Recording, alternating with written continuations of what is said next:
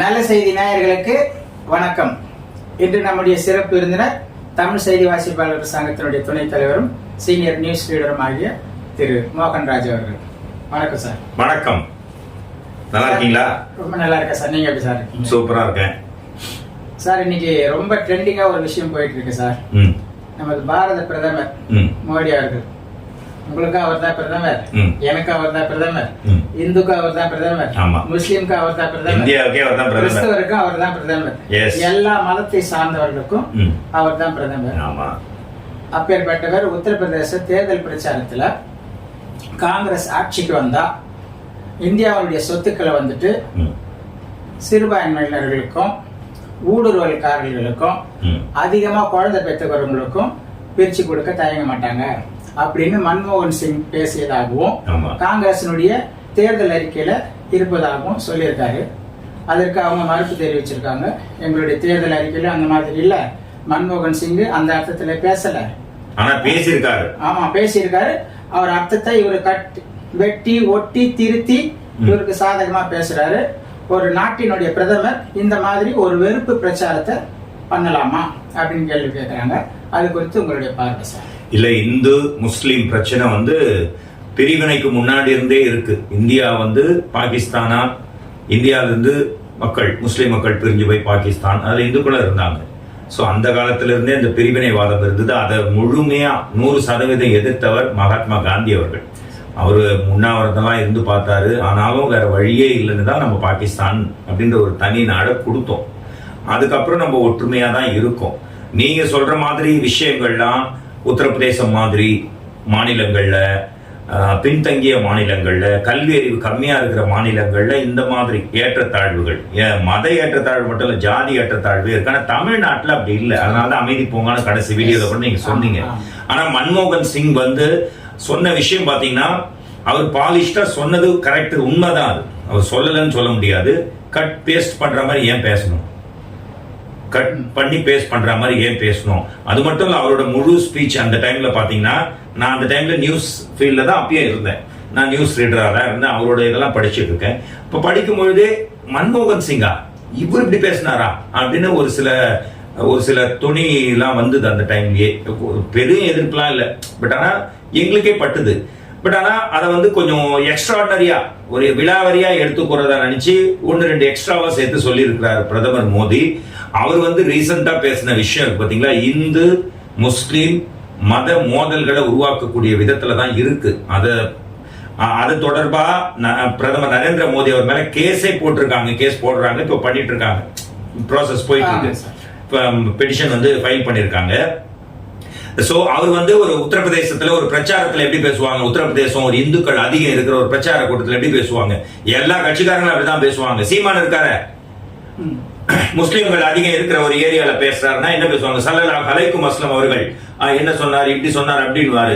அதே ஒரு இந்துக்கள் பாமர மக்கள் இந்துக்கள் அதிகம் இருக்கிற இடத்துல அவங்களுக்கு சாதகமா கால்நடை வளர்ப்ப நான் அரசு வேலையாக்குவேன் அப்படின்னு பேசுவார். அது அரசியல்வாதிகளுக்கே உள்ள இயல்பு. எதிர்க்க இருக்கிற மக்களுக்கு என்ன தேவையோ என்ன எதிர்பார்க்கிறாங்களோ அதை பேசணும். பட் அவர் இந்துக்களுக்கு தேவையானது பேசிருக்கலாம். ஆனா முஸ்லிம் எதிர்ப்பா பேசுறது அது தவறுதான். இதுல வேற நடுவில் தாலி சர்ச்சை தீவிரமா அதை சொல்லியிருக்காங்க சார். இவங்க ஏமாந்தா இந்து பெண்களுடைய தாலியை கூட பறிச்சு அந்த சிறுபான்மைகள் கொடுக்க தயங்க மாட்டாங்க. அப்பேற்பட்டவர்கள் உங்க ஓட்ட போடாதீங்கன்னு சொல்லியிருக்காங்க. ரொம்ப தீவிரமான வார்த்தைகளா தெரியுது. இது குறித்து பிரியங்கா காந்தி இன்னைக்கு அவங்களும் கேம்பெயின்ல இருக்காங்க. எலெக்ஷன் கேம்பெயின்ல பேசும்போது, இந்திய நாட்டுக்காக நாங்க இன்னும் தாலியை மத்தவங்க தாலியெல்லாம் இது பண்ணல, இந்திய மக்களுக்காக என்னோட தாய் சோனியா காந்தியே அவங்க தாலிய இழந்திருக்காங்க. சோனியா காந்திக்கு மேரேஜ் நடந்ததையும் நான் பார்த்தவன். அந்த வீடியோஸ்லாம் நாங்க பார்த்திருக்கிறோம், நாங்க ஸ்டோரி எல்லாம் பண்ணிருக்கிறோம். இதுதான் அந்த போட்டோ, வீடியோவும் கூகுள்ல இருக்கும். அது நம்ம எடிட்டர் பண்ணி போட சொல்லுங்க. மாலையை மாத்தி தான் கல்யாணம் பண்ணாங்க. ஏன்னா இவங்க இத்தாலி பெண், அவங்க ஒரு கிறிஸ்தவ சமுதாயத்தை சேர்ந்தவங்க. லவ் மேரேஜ், அவங்க படிக்கிற காலேஜ்ல ஃபாரின்ல படிக்கும் போது லவ் ஆயிடுச்சு. மாலை மாத்தி பண்ணாங்க. ஆனா எனக்கு தெரிஞ்சு அந்த டோட்டல் வீடியோ ராஜீவ் காந்தியும் சோனியா காந்தியும் கல்யாணம் நடந்ததுல தாலி கட்டின அந்த ஒரு சீனே இருக்காது. தாலி கட்டியே கல்யாணம் பண்ணல எனக்கு தெரிஞ்சு. ஆனா அவங்க முறைப்படி இந்து திருமணம் தான் பண்ணிருக்காங்க. இந்து மாலை மாத்தினா என்ன திருமணம்? இந்து திருமணம் தான். பெரிய அரசுகள்லாம் பண்ணுவாங்க. ஆமா, சுயமரியாதை கல்யாணம் பண்ணுவாங்க. அதுல என்ன பண்ணுவாங்க? ரெஜிஸ்டர்ல அதுலயே மாலை மாத்துவாங்க, தாலி கட்ட மாட்டாங்க. எனக்கு தெரிஞ்சு ராஜீவ் காந்தி சோனியா காந்தி கழுத்துல தாலி கட்டினதை நான் பார்க்கவே இல்லை அந்த வீடியோல, அந்த கல்யாண போட்டோல. ஏன்னா நான் இத்தனை வருஷமா பார்த்துட்டு இருக்கேன். நீங்களும் செக் பண்ணி பாருங்க, இருந்தா அனுப்புங்க, நான் ஒத்துக்கிறேன். அந்த மாதிரி தாலி கட்டல. ஒண்ணு. ரெண்டாவது, மாலை மாத்தினாங்க. கூட வந்து சோனியா காந்தி அவங்க பேரண்ட்ஸ் இருந்தாங்க, அவங்க தான் மாலை எடுத்து கொடுப்பாங்க. இந்த சைடு இந்திரா காந்தி இருப்பாங்க, அவங்க வந்து ராஜீவ் காந்திக்கு மாலை எடுத்து கொடுப்பாங்க, மாத்திப்பாங்க. அப்புறம் உட்கார்ந்து சைன் பண்ணுவாங்க அந்த பேப்பர்ல. ப்ரொசீஜரா பண்ணணும்னு அதுக்கு சாட்சி கையெழுத்தும் 2 பேர் போடுவாங்க. அந்த வீடியோ எல்லாம் இருக்கு, பாருங்க. எனக்கு தெரிஞ்சு சோனியா காந்தி தாலி கட்டிக்கிட்டதா எனக்கு தெரியல. அது மட்டும் இல்ல, அவங்க அம்மா இந்திரா காந்தி அவங்களோட மேரேஜ், ராஜீவ் காந்தியோட அம்மா இந்திரா காந்தி, அவங்க ஹஸ்பண்ட் வந்து ஃபெரோஸ் காந்தி. கூட வந்து இவர் நிக்கிறாரு, ஜவஹர்லால் நேரு. வணக்கம் சொல்றாரா? இவங்க இது முறைப்படி நம்மள மாலை மாத்தி இததான் பண்ணாங்க. ஃபெரோஸ்னா எந்த மதத்தை சேர்ந்தவர்? முஸ்லிம் மதம் இல்ல, பார்சி. ஜீரோயிசம்னு ஒரு இனமே இருக்கு, ஈரானி. அவங்க வந்து இந்தியாவில வந்து பரப்பின ஒரு இது. ஃபெரோஸ் காந்தி அவரோட பேர். ஆனா காந்தின்னா நம்ம ஏதோ மகாத்மா காந்தியோட வாரிசு, அவங்க பேர்லாம் கனெக்ட் ஆகுது. நம்ம அந்த காலத்துல நானே நினைச்சேன், ஒரு மகாத்மா காந்திக்கு ஏதோ தூரத்து உறவினர் போல இருக்கு. ஜவஹர்லால் நேருனா நேருஜின்னு அவங்க பேர் தான் வரணும். இந்திரா காந்தினா ஃபெரோஸ் காந்தி தானே வச்சிருக்கணும். கட் பண்ணிட்டாங்க. பாராளுமன்றத்திலேயே சொன்னாரு. என்னன்னு? அது ஒரு சர்ச்சைக்குரிய விஷயம். ராகுல் காந்தியை பார்த்து சொன்னாரு, நீங்க நேரு வம்சம் தானே, நீங்க இந்திரா நேரு, ராஜீவ் நேரு, ராகுல் நேரு அப்படிதாங்க சொல்லணும். இல்ல, கல்யாணம் ஆனப்பட்ட புருஷன் பேரை போட்டுப்பாங்க இல்லையா? இந்திரா காந்திக்கு மேரேஜ் ஆச்சு அவங்களுக்கு. அதுக்குதான் அவர் விளக்கம் கொடுத்தாரு. இந்திரா காந்தியுடைய கணவர், அவர் பேர் ஃபெரோஸ் காந்தி. அந்த அடிப்படையில ஃபெரோஸ் காந்தி தானே வைக்கணும். இந்திரா ஃபெரோஸ் காந்தி தானே பேர் வைக்கணும். ஆமா. உஷாரா ஃபெரோஸ கட் பண்ணிட்டாங்க. முஸ்லீம் பேர் நினைச்சுப்பாங்க, பார்சி பேரு முஸ்லீம் பேருன்னு நினைச்சுப்பாங்கன்னு சொல்லிட்டு இந்திரா ஃபெரோஸ் காந்தி வச்சா ஓகே. இல்ல இந்திரா ஃபெரோஸ்னு வச்சிருக்கணும். அவங்க என்ன பண்ணாங்க, இந்திரா காந்தி ஃபெரோஸ விட்டுட்டாங்க. அதுவும் என்ன பொறுத்த வரைக்கும் தப்புதான். புரியுதுங்களா? மக்களை வந்து ஒரு இந்து மக்களுக்கு நாங்களாம் இந்துக்கள் தான் அப்படின்ற அது என்ன இருக்கிற மதத்தை நான் ஒரு பார்சின்னு சொல்ல வேண்டியது தானே. இந்த மத பிரகாரம் என் ஹஸ்பண்ட் பேர் ஃபெரோஸ் காந்தி, உலகறிஞ்ச விஷயம். ஃபெரோஸ்னு வைக்காத அதுவும் பண்ணாங்க. ஆனா மதமோ ஜாதி பேரோ இல்லாத ஒரே மாநிலமா ஒரு ஜாதி பேரை வச்சாலே, நான் வந்து மோகன்ராஜ் முதலியார். அது அவங்களுடைய உங்க பேர் மோகன்ராஜ் சார். மோகன்ராஜ் அதுதான், அது இல்ல தப்பு நீங்க சொல்றது. அதாவது எங்க அப்பா எங்க தாத்தா பேர் குப்புசாமி முதலியார். அப்ப அந்த பேர் சொல்லும் போதே அவங்க அதான் பேர் போட்டாங்க. லெக்சர்லயே அதான், கெசட்லயே அதான் பேர் இருக்கும். எங்க அப்பா பேர் வேற அருணகிரி தான். எங்க அப்பா காலத்திலேயே ஜாதி ஒழிந்தாச்சு. எனக்கு என் பக்கத்துல ஜாதி பேர் போறது எனக்கு கூச்சமாகுது. சோ அந்த அளவுக்கு கொண்டு வந்தது பெரியார் மாதிரி தமிழன தந்தை அவரு. சோ ஆனா இன்னைக்கு வரைக்கும் கேரளால ஜாதி இருக்கு. வட மாநிலங்கள்ல முக்காவாசி பேர் ஜாதி தான். நான் என்ன வச்சுப்பாங்க, மேயர் கேரளால வச்சுப்பாங்க. ஏன் மோடியோட அவர் பேரே வந்து ஜாதி தான். எனக்கு தெரிஞ்சு கட்டாஞ்சந்த் உட்டாரியான்னு இருக்காரு, அவரோட கட்டாரியா. அது ஒரு ஃபேமிலி நேம். ஃபேமிலி நேம் இருக்கும், ஜாதி இருக்கும், பிரிவு நேம் இருக்கும். இதெல்லாம் இல்லாத சொசைட்டி வேணும்னா சாதிகள் 2 ஒழிக வேறு இல்லைன்னு நம்மளோட கலாச்சாரத்துல நம்ம இலக்கியங்கள் சொல்லியிருக்கு. பாரதியார் இதுக்காக தான் போராடினாரு. பாரதியார் சொன்னாரு, சாதிதான் சமூகம் என்றால் வீசும் காற்றில் விஷம் பரவட்டும். அண்ணல் அம்பேத்கர் சொன்னது சாதிதான் இந்த சமூகமா, இந்த சொசைட்டில சாதி இருக்குமா, இருக்கட்டா. அப்ப வீசி காட்டுல விஷத்தை கலந்து விட்டு ஆக்சிஜன் வேணாடான்ட்டாரு. சோ சாதி, இந்த தாலியை பத்தி பேசுறதுலாம் தேவையில்லாத. ஓட் வேணுமா உங்களுக்கு, வாக்கு வேணுமா, நான் இது நல்லது பண்ணேன். 10 ஆண்டு கால அவருடைய சாதனைகளை சொல்லியிருக்கலாம். பண்ணிருக்காரு சாதனை, இல்ல ரொம்ப பண்ணனாலும் பண்ணிருக்காரு. உலக அளவுல இந்தியாவோ அப்படி பார்க்க வச்சிருக்காரு. இந்தியானா யாருன்னு தெரிய வச்சிருக்காரு. இந்தியன்ஸ் கிட்ட 33% இந்தியன்ஸ் நாசால வேலை செய்யறாங்க உலகத்திலேயே. அமெரிக்கனுக்கு நெக்ஸ்ட் யார் வேலை செய்யறாங்க 33. அதுவும் அமெரிக்கனை விட அறிவாளிங்க நாசால இருக்கிறாங்க. பென்டியம் ப்ராசஸர்னு நம்ம கம்ப்யூட்டர் லேப்டாப்ல வைக்கிற ப்ராசஸர். Processing unit. அது அந்த கம்பெனில 27% பேர் இருக்காங்க. மைக்ரோசாஃப்ட் நிறுவனம் தெரியுமா, 32% பேர் இருக்கிறாங்க. அது மட்டும் இல்ல, கிட்டத்தட்ட 65% அவுட் சோர்சிங். உலகத்துக்கே நம்ம இந்தியன்ஸ் தான் பண்ணி தரோம். அததான் சார் சொல்ல வரேன். அது மட்டும் இல்ல, என்னுடைய 10 ஆண்டு ஆட்சி காலத்துல இந்தியா இந்த அளவுக்கு வளர்ச்சி அடைஞ்சிருக்கு. இதுதான் நான் சொல்றேன். அத சொல்லிருக்கலாம். உத்தரப்பிரதேச மக்களுக்கு என்ன கேட்பாங்க, அங்க போயிட்டு மைக்ரோசாஃப்ட்ல 33% பேர் இருக்காங்க. ஃபார்ச்சூன் 500 கம்பெனில 150 கம்பெனி, அதாவது வேர்ல்ட்லயே பெஸ்ட் 500 கம்பெனிஸ்ல 150 கம்பெனியோட சிஇஓ இந்தியன்ஸ். இத உத்தரப்பிரதேச மக்கள் கிட்ட சொன்னா என்ன சொல்லுவாங்க, அவன் எங்கன்னா இருந்து போறான், எனக்கு என்னடா வேணும், எனக்கு தருவியாடா, எனக்கு அந்த மத பிரச்சனை இருக்குது, ஜாதி பிரச்சனை இருக்குது, இதை பத்தி பேசணும்னா எதிர்பார்ப்பாங்க. அதே பாலிஷ்டா இவ்வளவு பெரிய ஒரு 10 வருடங்களாக ஒரு பிரைம் மினிஸ்டரா இருக்கக்கூடியவர் இத்தனை உலக தலைவர்களுக்கு ஒரு 2 நாள் போர் செஞ்சாலே என்ன சொல்றோம், போயிட்டு சமாதானம் பண்றாரு, போயிட்டு ரஷ்யா கிட்ட பேசுறாரு, யுக்ரைன் ரஷ்யா வாரப்போ இஸ்ரேல் கிட்ட பேச்சுவார்த்தை நடத்துறாரு. நாட்டு மக்களுக்குள்ளே ஒரு வெறுப்புணர்ச்சி, அது நிச்சயம் கண்டிக்கப்பட்டதுதான், நிச்சயம் ஆனாலும் எழுதி வச்சுங்க. நான் வந்து மோடிக்கு ஓட் போடல இந்த வாட்டி. நான் போட்டது வேற கட்சிக்கு. எனக்கு மத்த கட்சி தலைவர் எந்த கட்சியை பிடிக்குன்னா எனக்கு பிஜேபியில அவ்வளவு பிடிக்காது. ஆனா மோடி தான் ஜெயிப்பாரு, 380 சீட் வரும். இது போன வீடியோல சொன்னோம். அது எப்படி வரும், எப்படி வராரு அப்படின்றத பாப்பீங்க. அவருக்கு தெரியும், அவருக்கு கிளீனா எங்க ஜெயிக்கணும். பிரகாஷ் ராஜ் திட்டுறாரு, அதுவும் தப்பு. ஒருமையில திட்டுறது அதெல்லாம் தப்பு. அவர் சொல்றது அதுவும் மரியாதையா பேசணும். வாடா போடான்னு அவருக்கு திருப்பி பிரகாஷ் ராஜ் போடா அப்படின்னு நான் பேச முடியாதா? அது தப்பு. பிரகாஷ் ராஜ் ஷூட்டிங்கே கரெக்ட் டைம் வர மாட்டாரு. ஒரு ப்ரொடியூசர் வீட்டு அடமானம் வச்சு ஒரு படம் எடுப்பாரு. அந்த படத்துக்கு ஷூட்டிங் வேணா 20 நாள் கால் ஷீட் கொடுத்துட்டு 2 நாள் தான் கால் ஷீட் வருவாரு. கேட்டா இஷ்டம் தான் எடு, இல்லன்னா போ, நான் படத்தில் நடிக்க மாட்டேன் அப்படின்னு திமிரா பேசக்கூடியவர், ஒரு தொழில் மேல அக்கறை இல்லாதவர், நல்ல நடிகர். அதுல மாட்டேன். நானே பாப்பேன் கில்லி படம், இப்போ ரீ ரிலீஸ் ஆகி super hit, first class acting. அவர் மதுவன். ஆனா அவரே வந்து மரியாதை தெரியாத ஒரு உழைப்புக்கு, மத்தவன் பணத்துக்கு, முதலாளிக்கு, ஒரு ப்ரொடியூசருக்கு மரியாதை கொடுக்க தெரியாதவர், திமிர் பிடிச்சவர். அவர் ஃபீல்டுக்கே தெரியும். அவரை பத்தி நான் திட்ட முடியாதா? மரியாதை சொல்ல பிரகாஷ் ராஜ் சார் வந்து போங்க சார், கரெக்டா தொழில பாருங்க சார், நாங்களும் தான் சொல்லலாம்.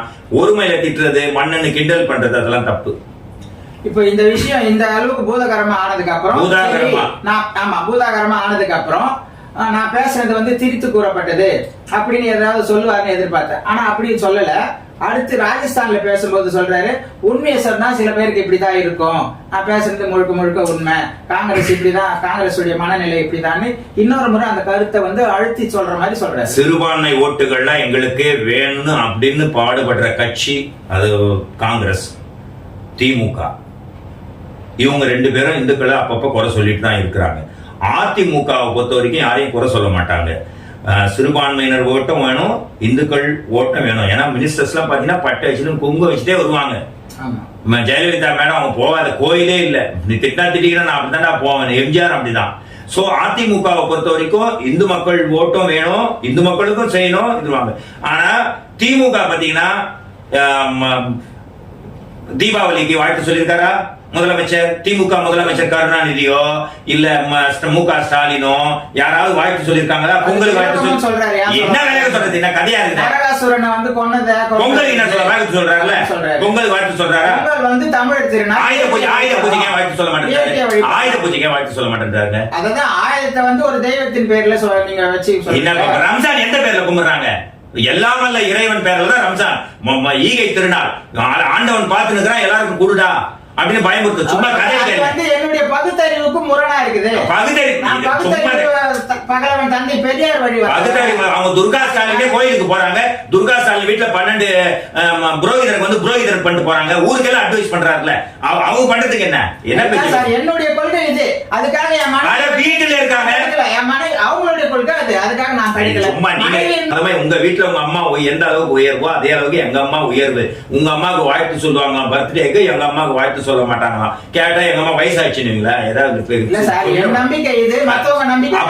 அதெல்லாம் சும்மா கதை. எலெக்ஷன் டைம்ல அப்படின்னுவாங்க, முஞ்சவன அப்படின்னுவாங்க, டடா டகான்னுவாங்க. இப்ப சிறுபான்மையினர் ஓட்டு வரணும்னு தான். ஆனா பிஜேபியை பொறுத்த வரைக்கும் ஸ்ட்ரிக்டா சொல்லுது, எனக்கு சிறுபான்மை நீங்க போட்டா போடுங்க, போடலன்னா போங்க. எனக்கு பெரும்பான்மை சமுதாயம் அவங்க 70 பிளஸ் இருக்கிறாங்க, 75-80% இருக்காங்க. அவங்க இருந்து போட்டா போதும், எங்களை பிடிச்சவங்க. சிறுபான்மை ஓட்டே வேணாம் தான் அவங்க பண்றதே இந்துத்துவா சங்கிகள் அப்படின்னு திட்டுறீங்கல்ல அவங்கள. அவங்க எங்களுக்கு இந்து ஓட்டு வந்தா போதும் அப்படின்னா கிளீனா சொல்லிட்டு தான் பண்றாங்க. அதனாலதான் ராமர் கோயில கட்டினாங்க, இப்ப கிருஷ்ணர் கோயில கட்ட போறாங்க தெரியுமா? துவாரகால இன்னும் 5 வருஷத்துல கட்டுவாங்க. சாப்பாடு இல்லையா கவலை இல்ல, வேலை இல்லையா கவலை இல்ல, மத்த பிரச்சனையா கவலை இல்ல, எதுவா இருந்தாலும் ராமர் கோயில் கட்டிட்டோம் அது போதும். எனக்கு வேலை வெட்டி இல்ல கவலை இல்ல, எனக்கு தின்ன சோறு இல்ல கவலை இல்ல, நல்ல படிப்பு இல்ல கவலை இல்ல, அதுக்கு முன்னாடி இல்ல கவலை இல்ல. ராமர் கோயில் கட்டி 10 வருஷத்துக்கு முன்னாடி யார் ஆண்டா? காங்கிரஸ் எத்தனை வருஷம் ஆண்டது? அப்ப நல்லா சந்தோஷமா இருந்தீங்களா சார்? அவங்க அப்ப சந்தோஷமா இருந்தீங்களா இல்லையா? அங்கேயே இருந்தது சார். அப்புறம் என்ன கஷ்டன்றது எப்பவுமே இருக்கு. ஆனா இவங்க என்ன ஒண்ணு தப்புனா, இவங்க வந்து விலைவாசி எப்பவுமே ஏறும். விலைவாசினாலே ஏறணும், அதான் விலைவாசி. ஒரு தங்கத்தை வாங்கி வச்சுக்கிறீங்க வீட்டுல, 50 வருஷமா அதே ரேட்ல இருந்தா நீங்க வாங்குவீங்களா? ஒரு ஒரு பொருளோட விலை ஏறணும். ஒரு தானியத்தோட, ஒரு விவசாயி நெல் ஒரு மூட்டை 1 ரூபாய்க்கு வித்தான் 100 வருஷத்துக்கு முன்னாடி, இன்னைக்கு 100 ரூபாய்க்கு வித்தான், அவன் எப்படி விளைவிப்பான்? விலைன்றது ஏறினாதான் விவசாயம், விலை பொருட்களோட உற்பத்தி அதிகரிக்கும், அது வாங்குவாங்க, உற்பத்தியும் அதிகமாகும், வாங்கும் திறன், வாங்குறவங்களும் அதிக விலை கொடுத்து வாங்குவாங்க, சம்பளமும் ஏறும். இது எல்லாமே இருக்கு. ஒன்னே ஒண்ணு இவங்க பண்ற தப்பு 1-2 விஷயத்துல, பெட்ரோல் வந்து மன்மோகன் சிங் காலத்துல $110 ஒரு பீப்பாய் க்ரூட் ஆயில். அப்ப 70 ரூபாய் பெட்ரோல் கொடுத்தாங்க. எவ்வளவு? 70 ரூபாய்.